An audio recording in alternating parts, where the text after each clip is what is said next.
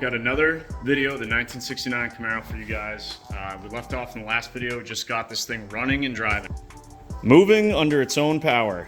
Can get from A to B without anyone pushing it. No Flintstone, but still a lot of work to do.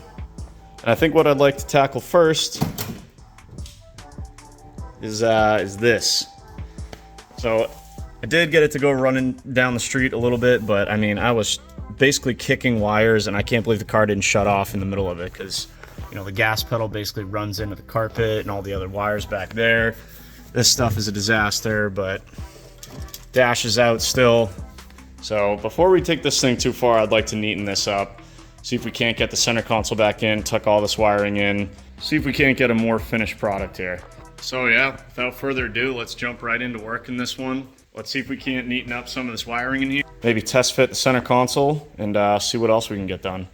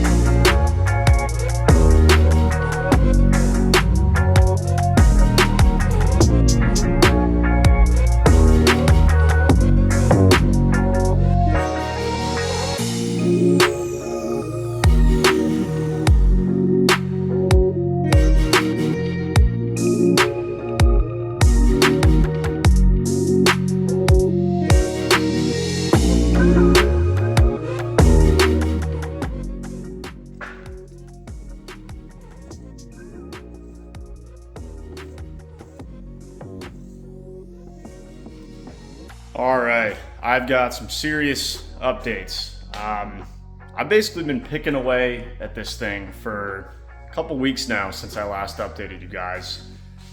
Just been busy with other stuff. You guys know how it goes, but nothing really, I never really had 3-4 hours to devote at a time. So again, it was just kind of 20 minutes here, 15 minutes there. None of it was really all that interesting. So I filmed a little bit of it, as you guys just saw, but basically the goal was to clean up the wiring, the Holley Terminator, integrated into the stock wiring. Kind of went down a whole rabbit hole of stuff I wanted to get done, but inside is looking much better. So let's check it out.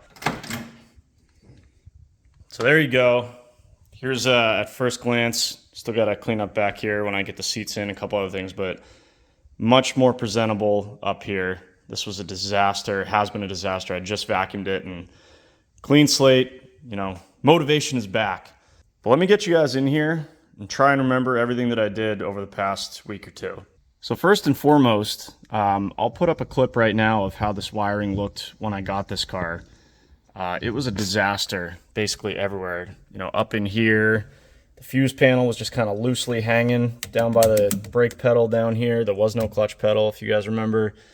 So I have done my best and, in my opinion, a good job of just really cleaning this up, looming it. Been using a lot of the felt electrical tape to kind of clean up and reroute harnesses. So all this is all cleaned up. And here's our Holley harness, which obviously is different for every car, so they give you a bunch of extra. So I've just kind of coiled that up here. Everything is nice and tight and secure. Probably used 100 zip ties, 100 feet of this tape, making everything as clean as I can. The main harnesses are routed down here. Plug into the fuse box. Here is our Kenwood radio harness. This was kind of existing in the car. I'll clean that up as well, so that's ready to go. I've tested the radio. All of our fuses and relays are secured to the tunnel, the transmission tunnel here. Like I said, everything is loomed, tight, secure. Here's our factory wiring. This would have gone to the automatic transmission area here, which would have had your interior lights for the shifter indicator, as well as your sensor, or basically switch that made sure the car was in neutral or park before it could be started. And I'll tell you why that's going to be routed there in a second. But all this, much cleaner. When I drove this thing out of the garage a couple weeks ago, I was basically tripping over these wires when I was pushing the clutch and brake, and everything was just super, super rough wired. So this is all permanent, neat, shrink wrapped, crimped, you name it, it's done. The vintage air unit's just kind of hanging out here, but that'll obviously be cleaned up when it's fully installed. Also, this plug is not factory. This goes to our Holley Pro Dash. So as far as the rabbit hole is concerned that I was talking about, I was like, well, while I'm back here, if I want to do this wiring once and have it be done, might as well wire in my Holley Pro Dash. So I got that thing out of the box, wired that in. I even wired in my fuel sending unit. That works. I wired in my turn signals. So everything is done for this Pro Dash to the point where I should be able to just plug in the Pro Dash, hit the key, and it comes on and works. And I know that because I've already tested it. But that's going to be an entire separate video, is making a custom bezel for that Pro Dash. So you guys will have to wait and see that. I think I gave you guys some sneak peek footage of that earlier. But yeah, basically Pro Dash, wired, ready to go. Same thing, tested all our headlights, turn signals, everything works. Vintage air works, radio works, everything works. Moving down here, made a big improvement in the pedal department. So if you guys remember, I basically just had the metal clutch and brake, which you can buy the 69 Camaro pedals for, but A, it wouldn't really match our plastic drive-by-wire pedal, and B, this is a resto mod. I want people to, open the door and know that this isn't your classic 69 Camaro pedals. So I originally wanted to get the pedals that were available in the ZL1 Camaro. You could buy this entire set basically for, from GM Performance Parts, but they've discontinued it. I could not find them anywhere, and they were like $150. So I took a gamble on these pedal covers on eBay, just based on some rough dimensions. I think it was like literally $13 for these things. They're stainless steel with rubber inserts. I love how they look, clean, simple, classy. And I just cut down the clutch, the brake, and plastic gas pedal, and was able to get all these on nice and firm without any sort of glue or anything. The rubber you know, grips on the back just kind of grab around the pedal just like they would from the factory. So, you know, for 15 bucks or whatever it is, only took 2 weeks to get here from China, but I'm psyched with these. So really glad I decided to put a little effort into a custom setup there. Wow, it looks super clean. Also, I wired in, hopefully I can get you guys in there to see it. I wired in a clutch safety switch. Had to do a little bit of fabrication with that little bracket or little feature right there that pushes the switch. The original 69 Camaro clutch safety switch was like 120 bucks and probably wouldn't work with my McLeod pedal anyways. So I bought that $6 switch on, it's a $6 brake switch right there. And you can tell that because it looks just like the brake switch that's right next to it. But I basically wired that into the factory automatic transmission harness, which I routed from over here, obviously, to this switch.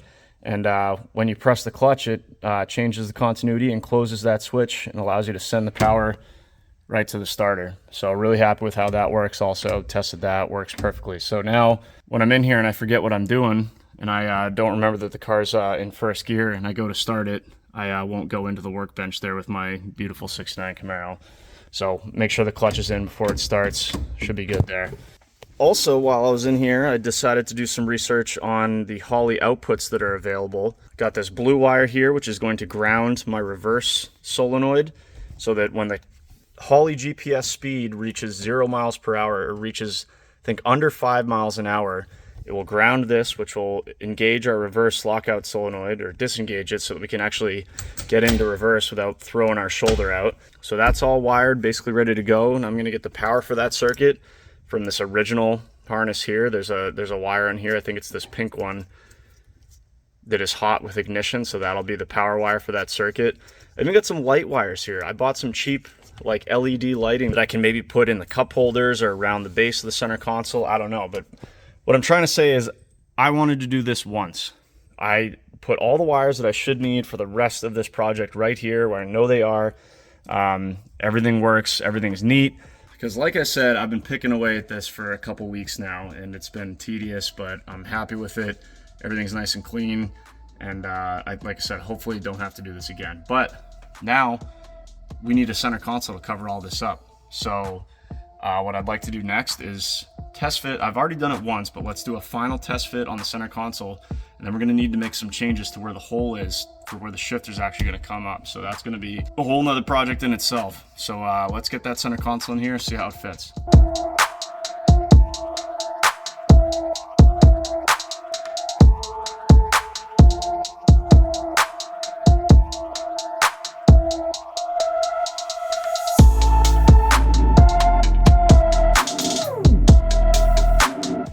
Alrighty guys, center console is in the car, fits perfectly, as you can see, or maybe not see. Yeah, you're just gonna have to take my word for it. There's plenty of room for all of this wiring from the Terminator. Everything fits perfectly. Center console fits just like it did, you know, when I took it out 6, 7, 8 months ago. Except now this thing's a manual.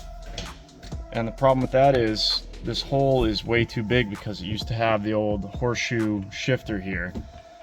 So I bought one of these generic shifter boots and rings or bezels. Went with black. I thought that would kind of match everything else in here. The problem is the hole's way too big, and so this is an aftermarket, or obviously aftermarket slash custom center console. I believe it's fiberglass.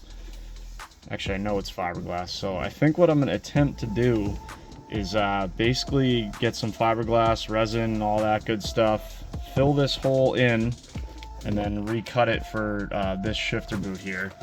And I mean, I think this shifter that I bought was for, you know, the original 69 Camaro, or similar, you know, 60s, 70s, 80s Camaro, where the shifters were kind of offset a little bit, or at least the hole was in the center console. And I want ours to be nice and centered, so I might even cut this off and re-weld it in the center. But bottom line is I want this bezel centered in this console. I don't want it, you know, over to one side or something. I want it nice and centered, nice and symmetrical. So we might have to do some adjustments here, but basically you need to close up this hole small enough to the point that we can get this guy in there and centered. And then obviously we'll have to do some repainting as well. I'll look into that, but for now let's get this closed up. We got plenty of clearance all around with our Hurst short throw there, so I think we're good there. So yeah, let's get to work doing the messy, ugly, stringy, itchy fiberglass work that's going to be involved in getting this center console sealed up.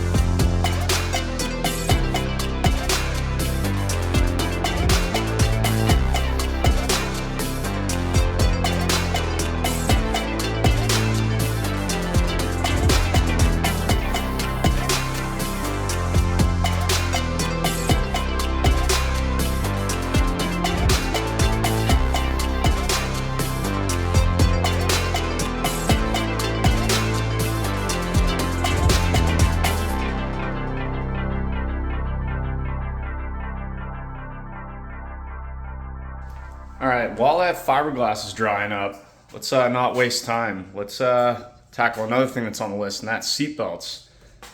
This wasn't very high on my priority list until a couple months ago. I saw a video of a guy in a hot rod. I'll leave the link in the description.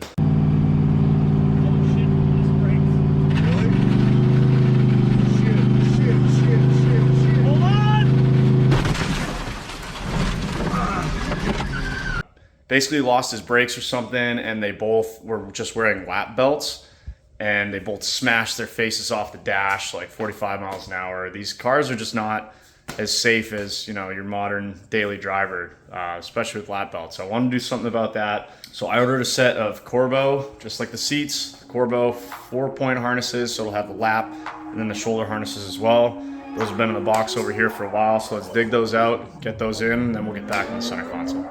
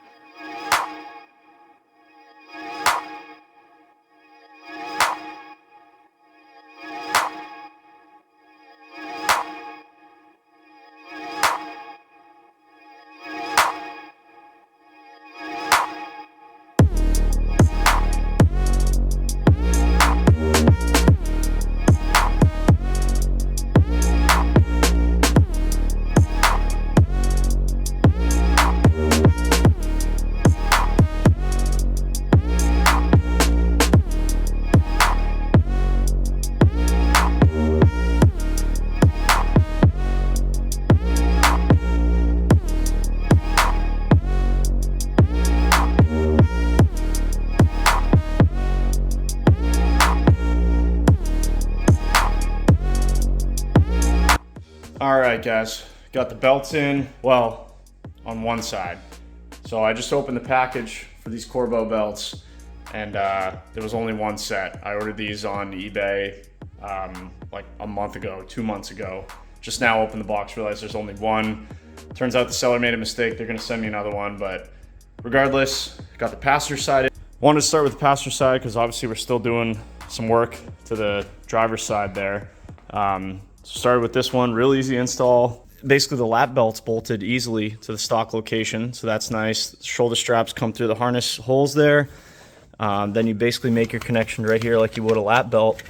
You know, one arm through each of these, and then kind of cinch it up. In the back, we've got these connected to the stock rear belt locations, and then we can put the rear seat belts right on top of those. That's how I have that configured right now.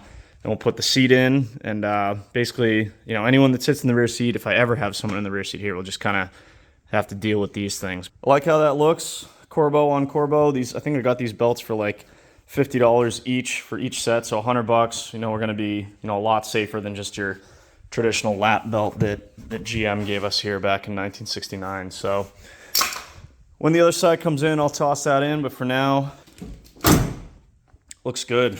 Looks really good. You know that it's gonna be a little bit safer. Also, come around the driver's side, made a mess again, unfortunately, but I have my lower shift boot installed. So now we have a nice flexible rubber boot here. We have this completely sealed to the floor with the rubber gasket, basically. Use some self-tappers all around the perimeter.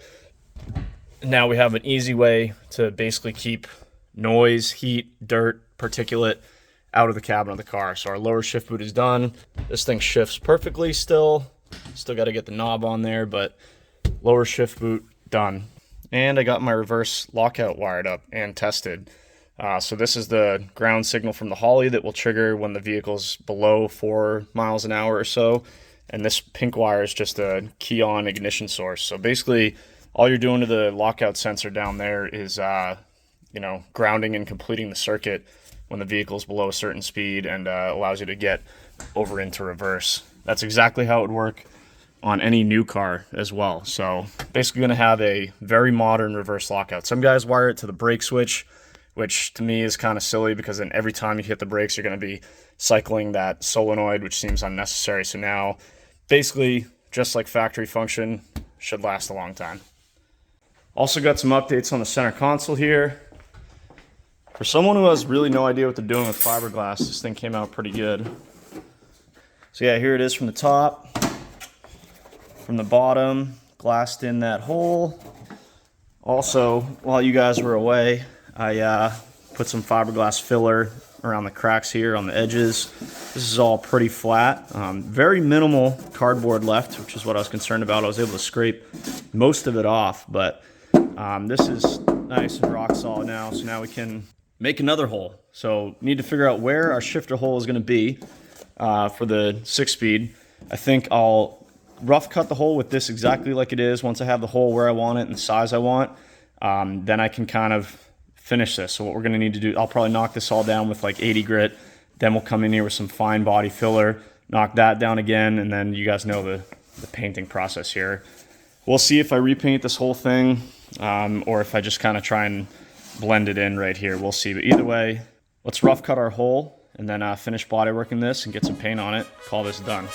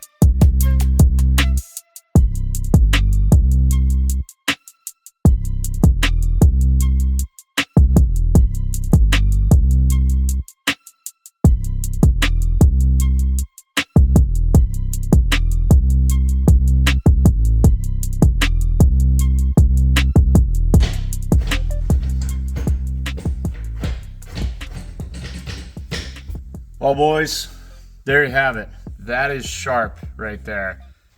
Got our center console completely done. I couldn't be happier with it. I was basically winging it when I started this. I basically knew I had to make the hole smaller, and I had this, relatively cheap $30 shift boot, and we made it work. Looks awesome. I hit it with first I started with flat black, and that was too flat, so then I went to satin black, and it's almost a perfect match for the existing paint on this thing. I think it has a tiny bit more gloss, but honestly, I'm not worried about it. I might get a little bit of single stage and repaint this whole thing at some point, but for now, if I didn't tell you guys, you'd never even notice. It looks absolutely perfect. Shifter bezel's nice and centered. This thing shifts smooth. I added this Hurst shift knob that I've been staring at for like 3 months now. I've always been a big fan of the classic Hurst cue ball. It just feels good in your hand. Nice, positive, solid shifts with the Hurst short throw. This is what a Camaro should look like and feel like. Got my radio sorted out. The Pioneer doubled in. Previous owner spent some money on a nice Kenwood setup. You got the amp back here. Got that all sorted out. The speakers under the kick panels there are working. Even got my Bluetooth connected. Everything is working, which is exactly what we want to see, so hopefully this doesn't have to come out again. Center console, psyched about that. Got my cup holders back in. We're going to call this done. Let's finish getting the belts in this car, get the rear seat back in, give it a quick vacuum, and take a look at how this interior looks, basically all buttoned up.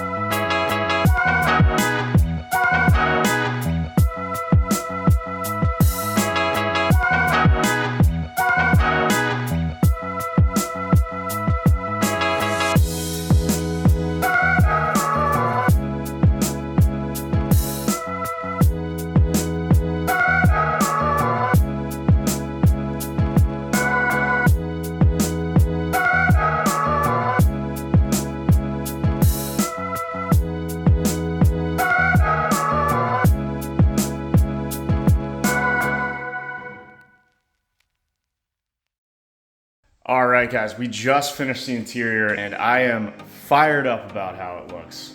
Take a peek. Seats are in, finally fully bolted in for the first time. Belts are in. Center console's in. We are basically 100% complete interior. Just don't look over here, obviously. Still got to do the cluster and put the dash pad back in. But other than that, we are complete down to the floor mats. Center console tucks right in between these beautiful corbos. The belts feel awesome. I've already got it adjusted for my body and everything. I can reach the pedals, I can reach the wheel, nice and tight. Shifter position, pop in here. Shifter literally falls right into my hand. So it's perfect. It's absolutely perfect. I just love how these seats look in here, man. All black, the belts look good. Just, the only little white cue ball kind of breaks up the center console a little bit. Got 2 cup holders in there. The radio works. Showed you guys that. Love how the pedals came out. Just awesome. It's good to finally see an interior back in this thing. Starting to look like a car again, both inside and out. Still got plenty to do on this thing, but man, look at that. Starting to look like a Pro Touring Camaro. We got an LS out front and some bucket seats inside. So I'm gonna stop here, but I'm gonna jump right in the next video right after this. So make sure you guys tune in for that. We got more mechanical stuff to do to this, exhaust work, and before you know it, Scout's Honor, we are gonna be driving this thing. I cannot wait to start driving this thing, so it's gonna be happening before you know it. Thank you guys as always for watching. See you in the next one.